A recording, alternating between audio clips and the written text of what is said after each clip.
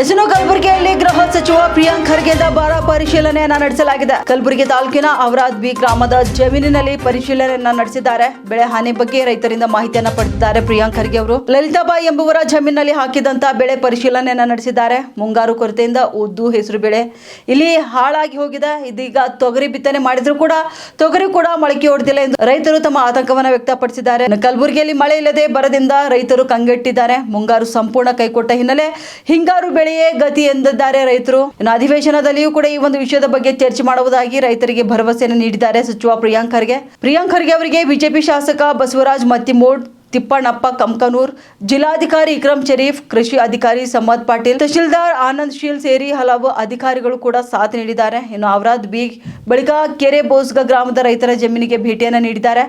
ಬರ ಪರಿಸ್ಥಿತಿಯನ್ನು ಕೂಡ ಅವರು ಅವಲೋಕನವನ್ನ ಮಾಡಿಕೊಂಡಿದ್ದಾರೆ. ಮಧ್ಯಾಹ್ನ ಜಿಲ್ಲಾಧಿಕಾರಿ ಕಚೇರಿಯಲ್ಲಿ ಸಭೆಯನ್ನ ನಡೆಸಲಿದ್ದಾರೆ. ಇನ್ನು ಇವೆಲ್ಲ ಸಮಸ್ಯೆಗಳನ್ನ ಕುರಿತು ಮಧ್ಯಾಹ್ನ ಜಿಲ್ಲಾಧಿಕಾರಿ ಕಚೇರಿಯಲ್ಲಿ ಸಭೆಯನ್ನ ನಡೆಸಲಿದ್ದಾರೆ ಸಚಿವ ಪ್ರಿಯಾಂಕ್ ಖರ್ಗೆ. ನೋಡಿ, ನಾನು ಬಹಳ ಸ್ಪಷ್ಟವಾಗಿ ತಮ್ಮ ಮುಂದೆ ಹೇಳಿದ್ದೇನೆ. ನಾನು 135 ಜನ ಇದ್ದಾಗ ಪ್ರಾದೇಶಿಕ ಪ್ರಾತಿನಿಧ್ಯತೆ ಅಥವಾ ಸಾಮಾಜಿಕ ನ್ಯಾಯ ಕೊಡೋದು ಭಾಳ ಕಷ್ಟದ ಕೆಲಸ. ಅದರಲ್ಲೂ ಕೂಡ ಒಂದು ಪ್ರಾಮಾಣಿಕ ಪ್ರಯತ್ನ ನಮ್ಮ ವರಿಷ್ಠರಿಂದ ಆಗಿದೆ. ಈಗ ಅದರಲ್ಲಿ ಎಲ್ಲರಿಗೂ ಕೂಡ ಸಮಾಧಾನ ಮಾಡಲಿಕ್ಕೆ ಆಗೋದಿಲ್ಲ. ಹೈಕಮಾಂಡ್ ಏನು ಡಿಸಿಷನ್ ತೊಗೊತೀವಿ ಅದಕ್ಕೆಲ್ಲರೂ ಬದ್ಧರಾಗಿದ್ದಾರೆ ಅಂತ ಕೂಡ ಹೇಳಿದ್ದಾರೆ. ಹೌದು, there are lot of deserving people, ಇಲ್ಲ ಅಂತ ಯಾರೂ ಹೇಳ್ತಾ ಇಲ್ಲ. ನಮ್ಮಲ್ಲಿ ನಾಯಕತ್ವದ ಕೊರತೆನೂ ಇಲ್ಲ, ಸಾಮರ್ಥ್ಯದ ಕೊರತೆನೂ ಇಲ್ಲ. ಕಷ್ಟ ಏನಪ್ಪ ಅಂದರೆ ಬರೀ 15% ಅವ್ರಿಗೆ ಮಾಡ್ಬೋದು ನಾವು. 224ನಲ್ಲಿ ಬರೀ 15%ಗೆ ಮಾಡ್ಬೋದು, 33 ಜನಕ್ಕೆ ಮಾಡ್ಬೋದು ನಾವು.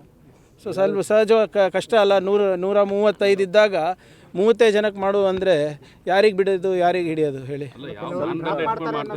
ಅದು ಅವ್ರು ಚರ್ಚೆ ಮಾಡಿರ್ತಾರಲ್ಲ ಇವರೇ ನೋಡಿ. ಅದೇ ದಟ್ ಈಸ್ ಪ್ರೆರೋಗೇಟಿವ್ ಆಫ್ ಪಾರ್ಟಿ ಅಲ್ಲ. ಇದು ನೀವು ಮಾಧ್ಯಮದಲ್ಲಿರೋದು, ನಂಬಲ್ಲಿ ಏನು ಚರ್ಚೆ ಆಗಿಲ್ಲ. ನೋಡಿ, ಕ್ಯಾಬಿನೆಟ್ ಎಲ್ಲಿ ಯಾರು ಇರೋದು ಬಿಡೋದು ನನ್ನ ಆದ್ಯತೆ ಅಲ್ಲ, ಮುಖ್ಯಮಂತ್ರಿಗಳ ಆದ್ಯತೆ. ನೀವು ಮುಖ್ಯಮಂತ್ರಿಗಳ ಪ್ರಶ್ನೆ ನಾನು ಕೇಳಿದ್ರೆ ನಾನು ಏನು ಹೇಳೋಕ್ಕಾಗ್ತದೆ? ಹೋಮ್ ಮಿನಿಸ್ಟರ್ ಜವಾಬ್ದಾರಿ ಕೊಟ್ಟಿದ್ದಾರೆ ಅಂತ ಹೋಮ್ ಮಿನಿಸ್ಟರ್ ತೆಗೆದ್ರೆ ಕಾರ್ಯಕರ್ತ.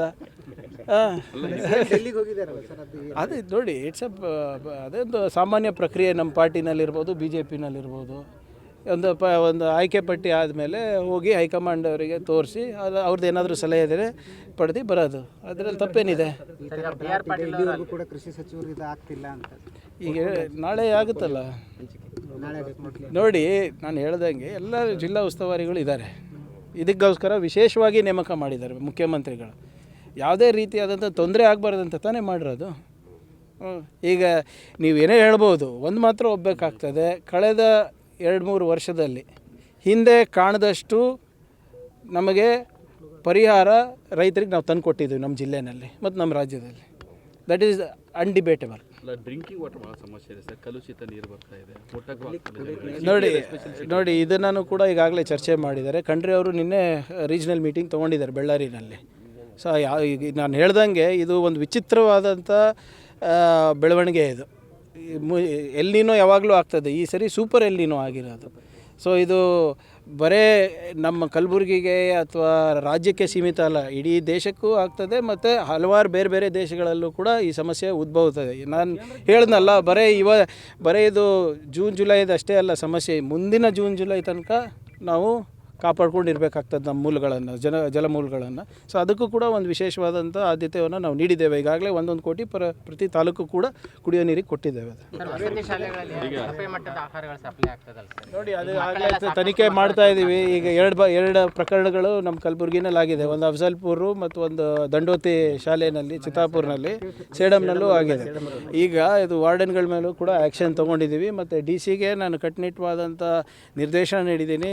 ಜಿಲ್ಲಾ ಮಟ್ಟದ ಅಧಿಕಾರಿಗಳು ಹೋಗಿ ಸರ್ಪ್ರೈಸ್ ವಿಸಿಟ್ ಮಾಡಬೇಕಾಗ್ತದೆ ಎಲ್ಲ ಕಡೆ ಅಂತ ಈಗಾಗಲೇ 4-5 ಕಡೆ ಮಾಡಿದ್ದಾರೆ. ಸ್ವಲ್ಪ ಇದನ್ನು ಹೆಚ್ಚು ರೀತಿಯಾಗಿ JDಗಳು ನೋಡ್ಕೋಬೇಕು. ಅವರಿಗೂ ಇವತ್ತು ಕರೆಸಿದ್ದೀನಿ ನಾನು. Thank you.